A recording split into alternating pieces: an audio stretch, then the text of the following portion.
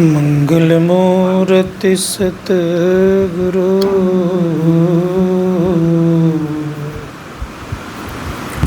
मिलवै सर्वाधार। मंगलमय मंगल करन बिनवा बारंबार। धन्य धन्य सतगुरु सुखदा महिमा कही न जाए। जो कछु कहूँ तुम्हारी कृपा मोते कछु न बसाए। उपस्थित प्रमादरणीय साधक वृंद, संवेद समादरणीय सज्जन वृंद, आदरणीय माताओं तथा भक्तिमती बहनों,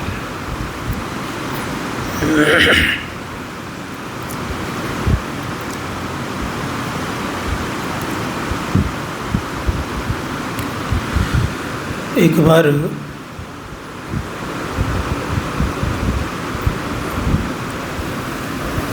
ब्रह्मा जी ने देव, दानव और मानव तीनों को बुलाया। तो सर्वप्रथम देवताओं को बुलाया।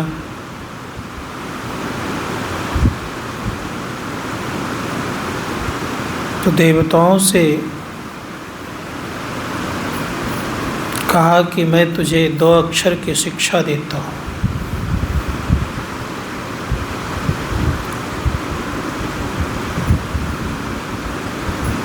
तो देवता 2 अक्षर की शिक्षा लेकर के जाने लग गए।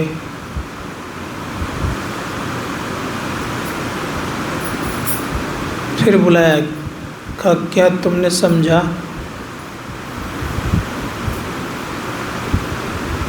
कहा हम देव हैं।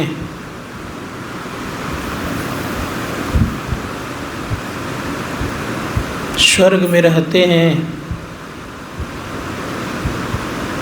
आपने 2 अक्षर की शिक्षा देकर के ये कहा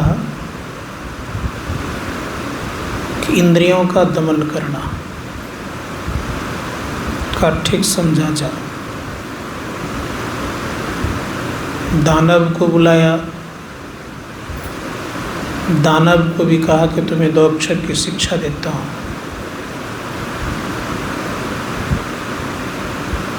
दानव 2 अक्षर की शिक्षा लेकर के जाने लग गए। फिर बुलाया, कहा क्या समझा? कहा मैं दानव हूँ, मार काट लूट पाट करता हूँ। आपने 2 अक्षर की शिक्षा देके ये कहा कि लोगों पर दया भी करना। मानव को बुलाया गया। मानव जब पहुँचा, कब तुम्हें भी 2 अक्षर की शिक्षा देता हूँ।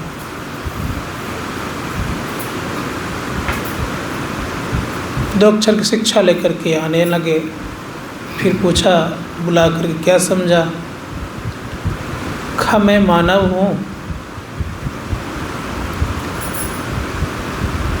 अपने परिवार के लिए ही मरता हूँ, अपने लिए ही मरता हूँ। आपने 2 अक्षर की शिक्षा देके ये कहा कि दान भी करना। कहा ठीक समझा जाओ। तीनों को अक्षर दिया एक। इन तीनों ने अलग अलग समझा। कारण क्या है? जो जिस प्रवृत्ति का होते हैं वो वैसा ही समझते हैं। इसीलिए देवताओं के द्वारा 2 मार्ग का निर्माण हुआ। एक पिपीलिका मार्ग, दूसरा विहंगम मार्ग।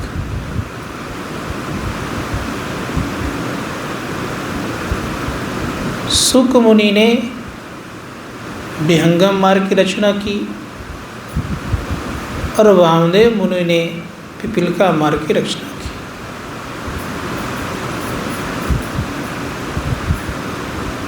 की। दोनों ने किया, लेकिन एक नीचे से ऊपर चलने के लिए और एक ऊपर से ऊपर चलने के लिए। अर्थात यह कह लीजिए, एक ने हवाई जहाज का निर्माण किया और एक ने पैदल चलने वाला निर्माण किया। इन दोनों ने किया। धर्मशास्त्रकार कहते हैं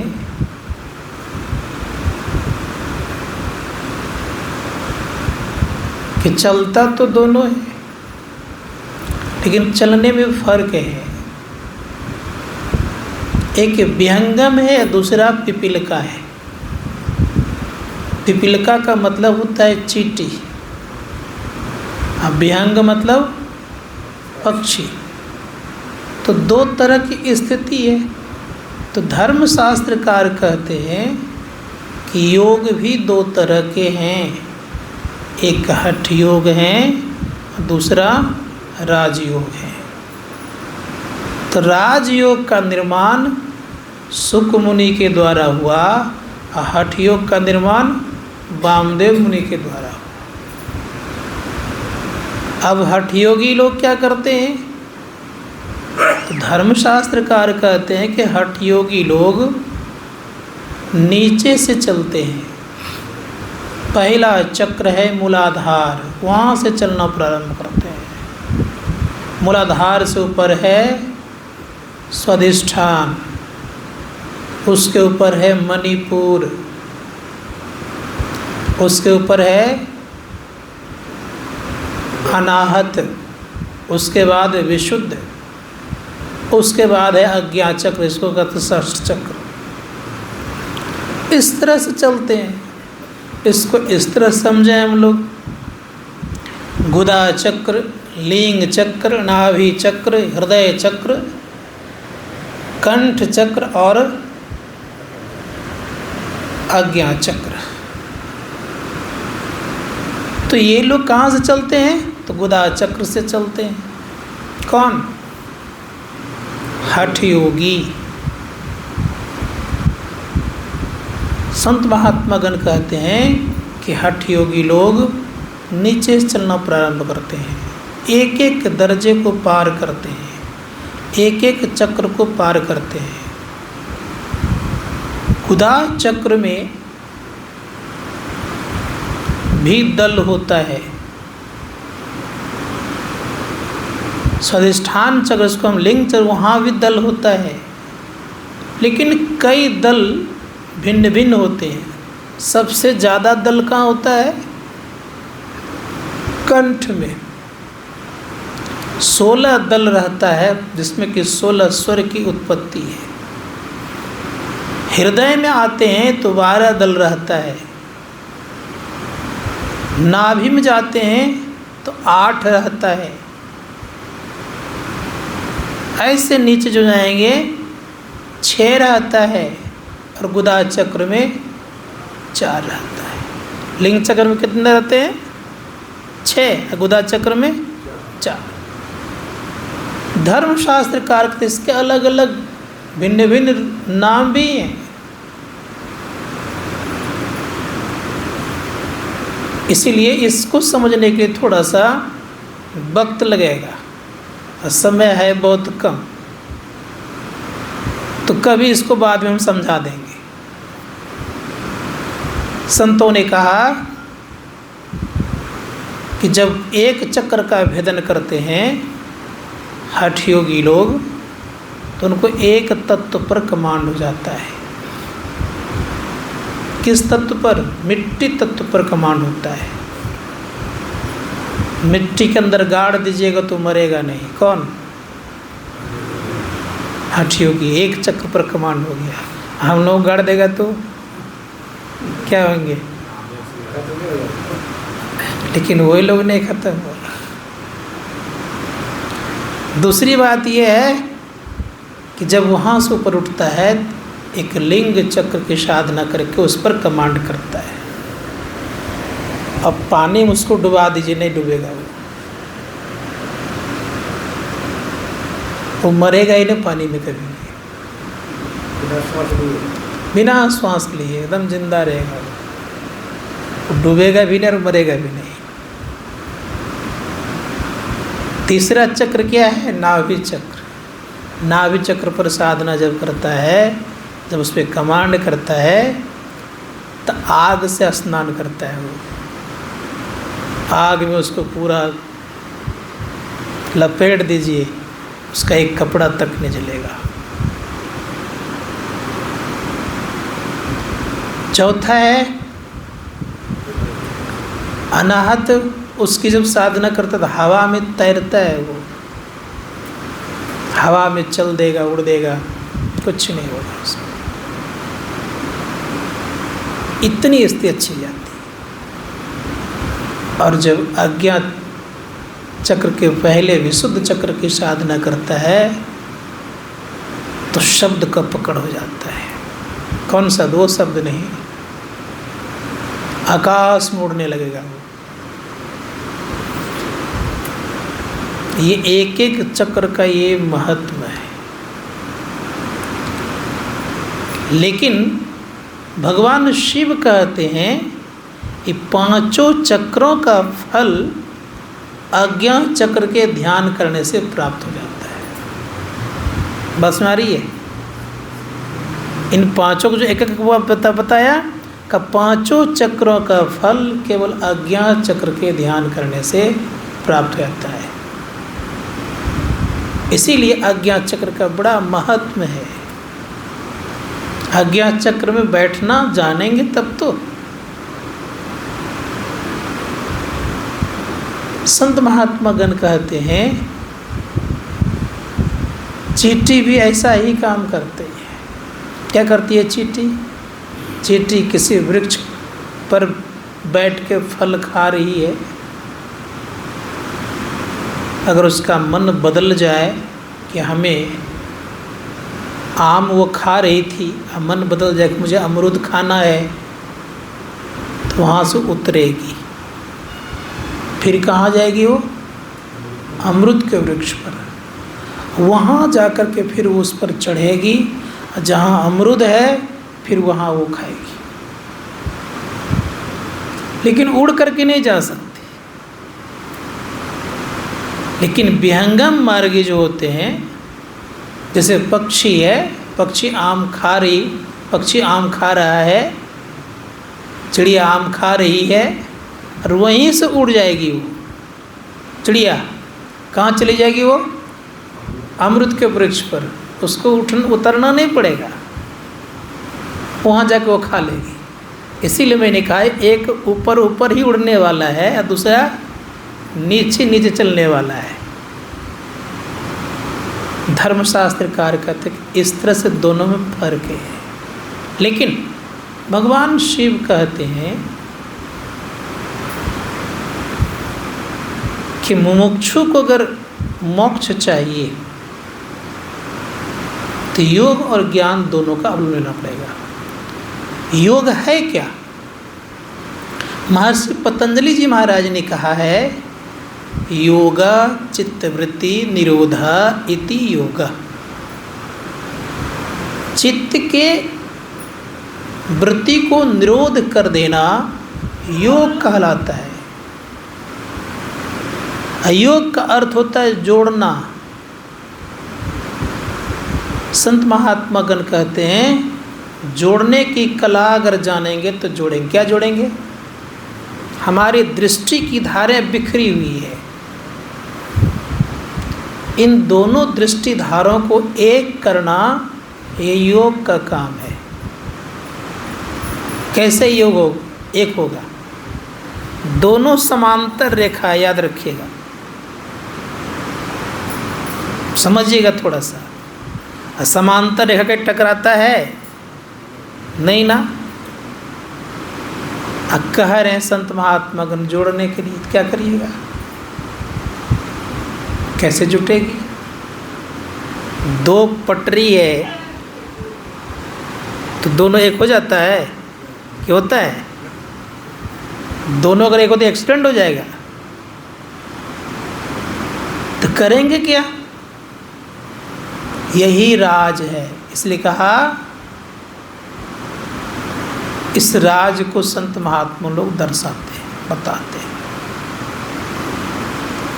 इसी राज को जानने के लिए बहुत सारे किताब को बहुतों ने पढ़ा लेकिन नहीं जान पाया। आचार्य विनोबा भावे बड़े अच्छे महापुरुष, उन्होंने भूदान यज्ञ किया था। गरीबों को भूमि दान देने की बात कही गई थी और दिलाते थे। गुरु महाराज से मुलाकात हुई। गुरु महाराज ने उनसे पूछा कि आप तो बड़ा अच्छा काम करते हैं,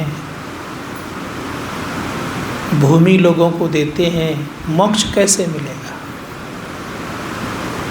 का गरीबों का कल्याण करता हूँ तो मोक्ष एक दिन मिल जाएगा।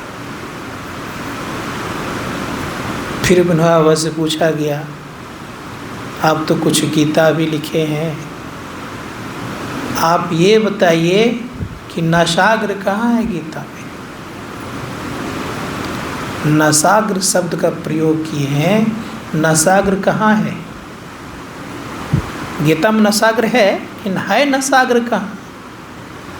उन्होंने लिखा है कि नाक के अग्रभाग को नशाग्र कहते हैं।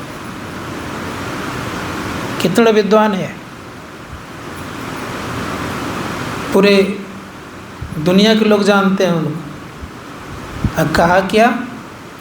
नाक के अग्रभाग को नशाग्र कहते हैं। गुरु महाराज चुप हो गए, कुछ नहीं बोले। एक महात्मा और हैं, उनका भी नाम ले लेता हूँ मैं। राम सुखदास जी महाराज। उनका फोटो जल्दी पर्याप्त मात्रा में कहीं नहीं है, फोटो खींचने देते ही नहीं थे किसी को। बहुत बढ़िया से गीता उता लिखे हैं। उनसे भी नासाग्र जब पूछा गया तो नहीं बता पाए। उन्होंने यही बात कही। बाल गंगाधर तिलक ने बहुत अच्छी किताब उन्होंने रचना की है, गीता रहस्य, इतनी मोटी है। उसमें भी खुलासा नहीं किया उन्होंने, मेरे पास भी है, मैंने पढ़ा है। क्यों खुलासा नहीं किया गया? कारण क्या है? जो गीता में एक संक्षिप्त बात है वो नहीं समझ पाते अच्छे अच्छे को। क्या है कि संक्षिप्त और सांकेतिक भाषा? गीता कहती है समम काय शिरो ग्रीवम धार्यम चलम स्थिरम संप्रेक्ष नसाग्रम स्वदिशश्चान्वलोकयन। यहाँ पर है कि काया को सम करो, समम काय शिरो ग्रीवम धार्यम चलम स्थिरम। ग्रीवा को, रीढ़ की हड्डी को, शरीर को सीधा कर लो। संप्रेक्ष नसाग्रम स्वदिशश्चान्वलोकयन। इसका मतलब ये हुआ कि गहराई से देखो, लेकिन कहाँ? नसाग्र में, लेकिन दिशाओं को छोड़कर। अब नाक एक दिशा आएगा नहीं आएगा? आएगा ना? तो ये तो नहीं हुआ। तो यही संकेत लोग नहीं समझ पाते। और भागवत महापुराण में है सम आसन आसीना सम का यथा सुखम हस्ताबुत अधाया स्वर्णासाग्रे कृते क्षण। वहाँ भी यही बात कर रहे हैं। क्या कर रहे हैं? नशाग्र में देखो। वहाँ क्या क्या? दिशाओं को छोड़ के देखो। दिशाएं कितनी होती है? 10। पूर्व पश्चिम उत्तर दक्षिण, इसके चारों कोने कितने हो गए? 8, ऊपर नीचे 10। इस 10 दिशाओं को छोड़ के देखने की कला बड़े बड़े विद्वानों को नहीं आते।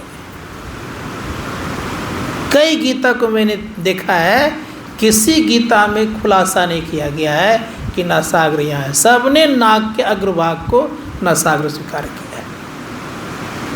इसीलिए यह भेद पाना किसी ग्रंथ से है असंभव।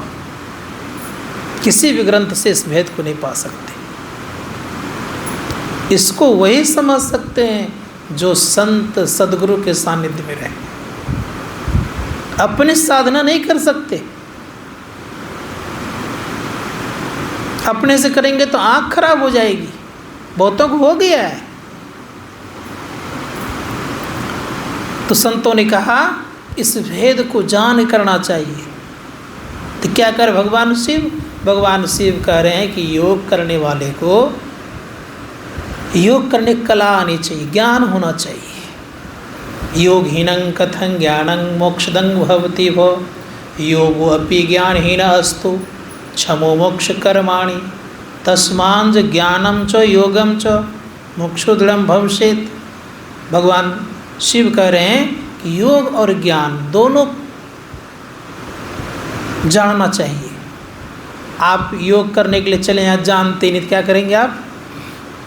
इसलिए मोक्षार्थी कहते हैं मोक्ष को चाहने वाले को, विद्यार्थी विद्या को चाहने वाले को विद्यार्थी, तो मोक्ष को चाहने वाले को क्या कहेंगे? मोक्षार्थी। तो मोक्षार्थी को क्या चाहिए? ज्ञान और योग। जब दोनों होगा उनके पास तब वो साधना करने में सक्षम होगा। तो कौन सा ज्ञान?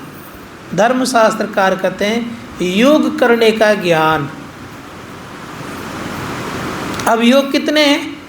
संतों ने कहा कि योग तो बहुत है, लेकिन दो भागों में विभक्त किया गया, हठ योग और राजयोग। तो हम लोग राजयोग की क्रिया करते हैं। हठ योगी में क्या होता है? हठ योगी की स्थिति कभी कभी बहुत खराब हो जाती है, उनके प्राण छूट जाते हैं।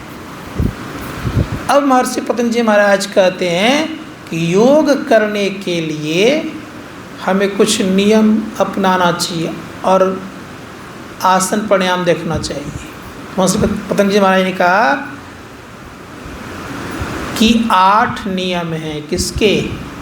योग के।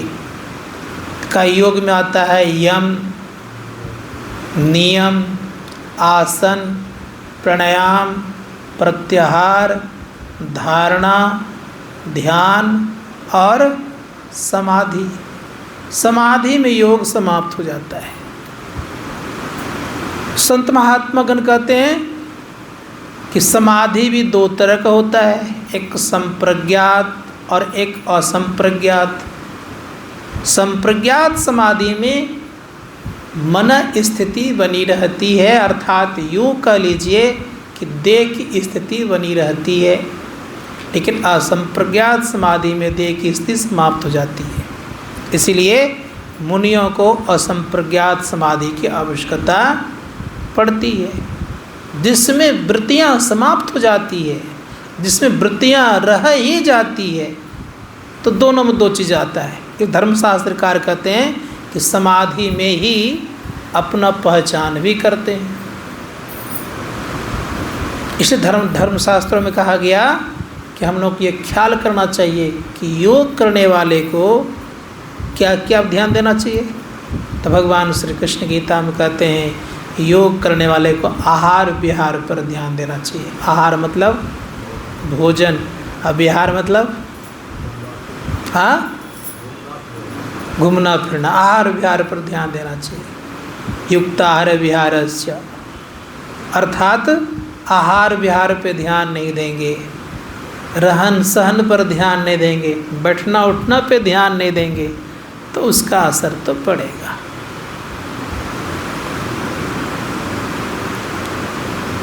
कैसे करना चाहिए? तो जलंधर स्वामी जी महाराज कहते हैं थोड़ो खाए तो कल पे झल पे, घनो खा ले रोगी, और 2 पखा के संधि बिचारे खाए को बिरला जोगी। जोगी बनना होगा। जोगी क्या करता है? अधिक भी नहीं खाता और कम भी नहीं खाता है। कम भी खाएंगे तो ठीक बात नहीं है, अधिक भी खाएंगे तो ठीक बात नहीं है। क्या करना होगा? उस तरह से हम लोग खाएं जिस तरह से कि हमें कोई दौड़ा दे 1 किलोमीटर तो दौड़ जाए, ये स्थिति हो। कहीं बैठ जाएं तो हमारी स्थिति ठीक से हम बैठ सकें। तो कहा ऐसे भोजन करना चाहिए। अब मैं कह रहा था योग के संबंध में, तो योग करने वाले हठ योगी को इतना ज्ञान होने पर भी कहाँ तक पहुँचेगा हठ योगी? कब बहुत साधना करेगा, कहाँ तक जाएगा? सहज दल कमल तक जाएगा, बहुत साधना करेगा तो। असहज दल क्या है? परम पूज्य गुरुदेव कहते सहज दल में 2 तरह की स्थिति रहती है, एक रात्रि काल का प्रकाश और दूसरा दिन का प्रकाश। दिन का बहुत ज़्यादा अच्छा प्रकाश नहीं है दिन का। गुरु महाराज कहते हैं त्रिकुटी महल के आग पीछे ही क्या है? सहजदल कमल। पंचरंग उगी आवे, उसके आगे सहजदल कमल की स्थिति बनती है। तो संतों ने कहा ये बहुत दूर नहीं जा सकता है। कौन? हठ योगी। राजयोगी कहाँ तक जाएगा?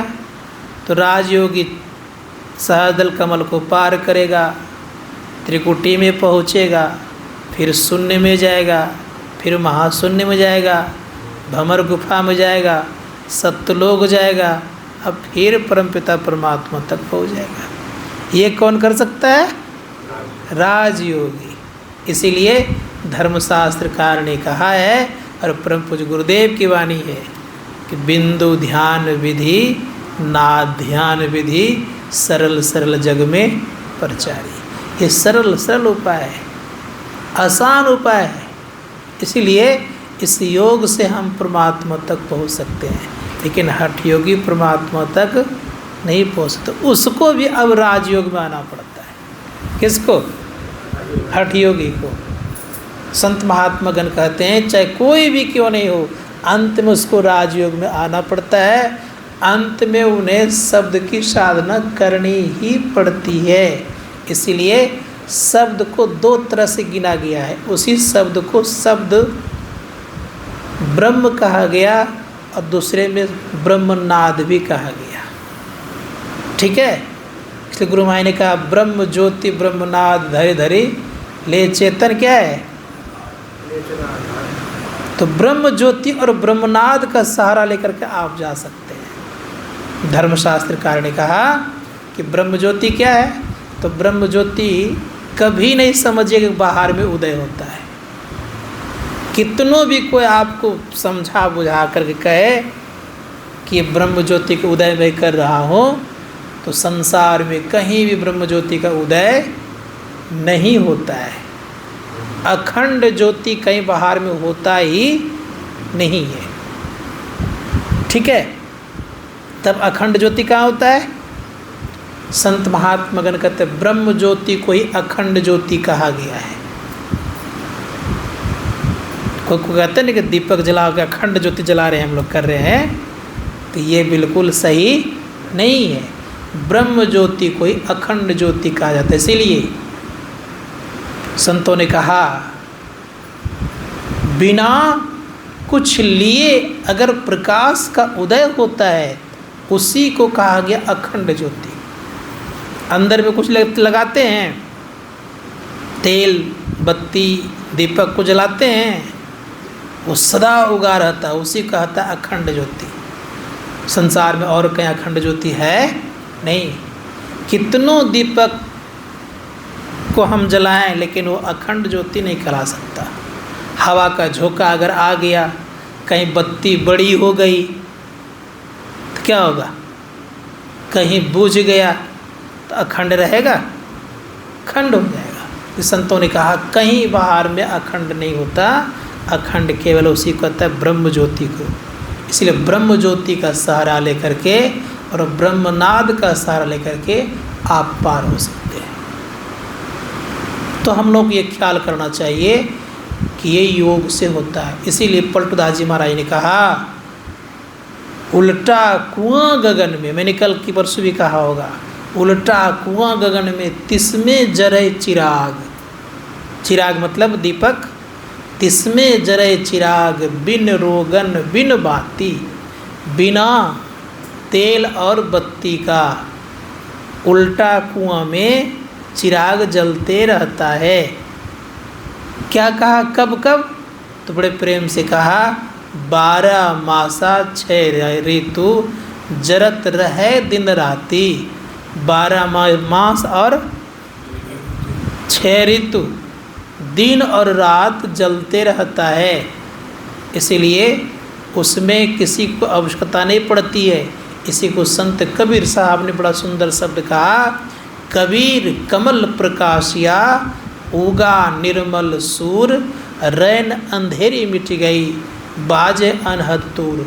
उस ज्योति में अनहद शब्द भी है, इसीलिए उस अनहद शब्द को जो पकड़ते हैं तो उन्हीं का धीरे धीरे आगे बढ़ना होता है। इसीलिए गुरुदेव कहते हैं अनहद को पकड़ेंगे, उसी अनहद शब्दों को पकड़ते पकड़ते एक न एक दिन ब्रह्मनाद को पकड़ लेंगे। ब्रह्मनाद को धरी धरी ले चेतन आधार, उसको आधार पकड़ लेंगे। उसी ब्रह्मनाद को पकड़ने के बाद हम लोग पार जा सकते हैं। तो उसको पकड़े बिना हम आपका गुजारा संभव नहीं है।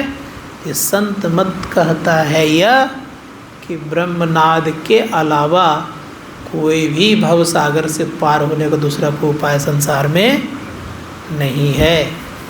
इसीलिए संतों ने बहुत अच्छे ढंग से गुरु महाराज ने सब तरह से निचोड़ करके हम लोगों को सामने रखा है और इसका हर जगह प्रमाण दे के रखा है। इसलिए वेदांत भी कहता है कि अद्वैत में कब जाएंगे हम लोग, हम जीव और परमात्मा एक कब हो जाएंगे, जब शब्द का सहारा लेकर के पहुँचेंगे तब। इसलिए शब्द को नित्य कहा गया। मैं कई दर्शन को पढ़ा हूँ, बताता हूँ आपको, जिसमें भारत में कई दर्शन हैं।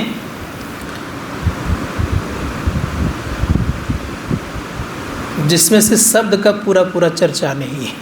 आपको खोल बताता हूँ। गुरु महाराज ने स्पष्ट एक लाइन में कर दिया है कि शब्द 2 तरह के होते हैं, एक नित्य शब्द और दूसरा अनित्य शब्द। तो नित्य शब्द को सार शब्द कहा गया। उसी सार शब्द को जो पकड़ते हैं तो बेड़ा परम का लगता है। बोलिए प्रेम से श्री सद्गुरु महाराज।